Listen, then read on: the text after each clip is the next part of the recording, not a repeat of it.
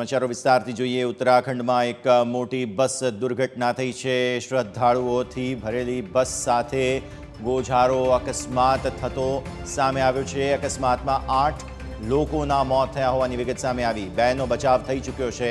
Rudraprayag Badrinath highway પર અલકનંદા નદીમાં આ બસ ખાબકી હતી, ત્યારે મુખ્યમંત્રી ધામીએ તપાસના આદેશ આપી દીધા છે। ઘટના સ્થળે બચાવ કામગીરી અત્યારે યથાવત છે।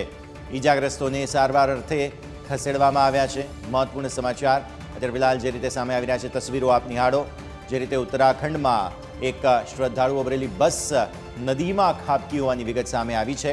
ઉત્તરાખંડમાં આ શ્રદ્ધાળુઓની બસ સાથે ગોઝારો અકસ્માત થયો। અકસ્માતમાં 8 લોકોના મોત થયાની વિગત સામે આવી છે।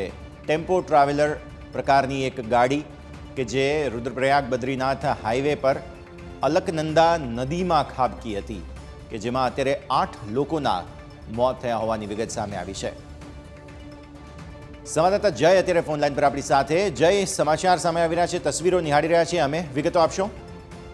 વાત કરવામાં આવે તો ઉત્તરાખંડના બદ્રીનાથ હાઈવે પર જે રુદ્રપ્રયાગ આવેલું છે તેની નજીક રંટોલી પાસે એક ટેમ્પો ટ્રાવેલર નામની જે બસ હતી, તે બસ છે તે અલકનંદા નદીમાં ખાબકી હતી અને અલકનંદા નદીમાં ખાબકવાના કારણે 8 જેટલા પ્રવાસીઓના મોત થયા છે। ત્યારે બીજી તરફ કહી શકાય કે 15 જેટલા પ્રવાસીઓ ઈજાગ્રસ્ત થયા છે। ત્યારે મહત્વની વાત કહી શકાય કે આ લોકો જે સમગ્ર જે દર્શનાર્થીઓ હતા તે લોકો બદ્રીનાથ દર્શનાર્થે જઈ રહ્યા હતા। બીજી તરફ મહત્વની વાત એ કહી શકાય કે એસડીઆરએફની ટીમ દ્વારા ઘટના સ્થળે પહોંચી તાત્કાલિક ધોરણે બચાવની કામગીરી શરૂ કરવામાં આવી છે અને જે લોકો ઈજાગ્રસ્ત છે તેમને સારવાર અર્થે હોસ્પિટલમાં નજીકની ખસેડવામાં આવી છે। બીજી તરફ જે સીએમ પુષ્કરસિંહ ધામી છે તેમને પણ તપાસના આદેશ આપી દીધા છે અને તેમને સમગ્ર જે દુર્ઘટના ઘટી છે તેમાં શોક વ્યક્ત કર્યો છે અને જિલ્લા મેજિસ્ટ્રેટને જે સમગ્ર દુર્ઘટના ઘટી તેને લઈને તપાસના આદેશ આપ્યા છે। જી જય, આભાર આ સમગ્ર વિગતો માટે। તસવીરો આપ નિહાળો કઈ રીતે આ સમગ્ર જે મિની બસ છે તે નદીમાં ખાબકી માર્ગ પરથી જઈ રહી હતી, આ